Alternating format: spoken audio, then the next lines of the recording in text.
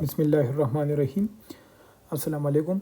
A 34-year-old woman come to the office due to difficulty hearing, especially in the left ear. The hearing loss has worsened over the past year and she is now having trouble hearing people at work. However, when the environment is noisy, she can understand speech better than when she is in quiet room. The patient also hears ringing in the left ear. She has no dizziness, vertigo, or ear pain. She has had no significant noise exposure.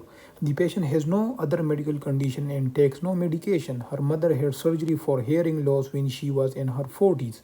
On examination, the tympanic membrane are clear with a good light reflex, good landmarks, and no middle ear effusion.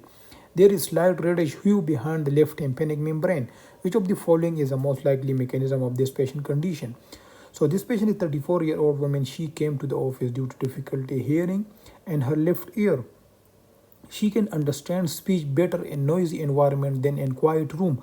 Her mother had also a history of hearing loss in her 40s, for which a surgery was done. On examination, there is slight reddish hue behind the left tympanic membrane. So based on these hints, the diagnosis of this question is otosclerosis. And the mechanism for otosclerosis here is choice A, bony overgrowth of ossicles. So here the correct option is choice A. Why the choice A is the correct one? Because a conductive hearing loss may show improved speech understanding and background noise. Conductive hearing loss in a young woman with a positive family history of hearing loss likely represent otosclerosis, which is characterized by bony overgrowth of the stapes that cause stiffening of the ossicular chain.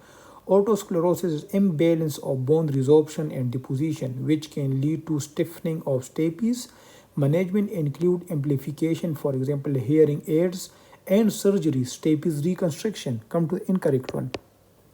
Degeneration of the neuronal cell bodies is seen in older individual and present with bilateral symmetric sensorineural hearing loss. Choice C, increased fluid in the cochlea, which is Menrad disease, which cause a unilateral hearing loss in young adult that sometimes run in families. However, it present with episodic vertigo, hearing loss, and oral fullness.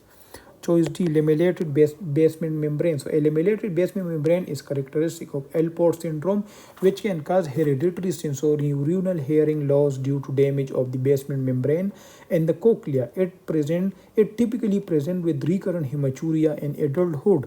Choice E, neoplastic growth involving the cranial nerve aid, which is vestibular schwannoma, which will also cause a unilateral hearing loss and it will present with sensorineural hearing loss.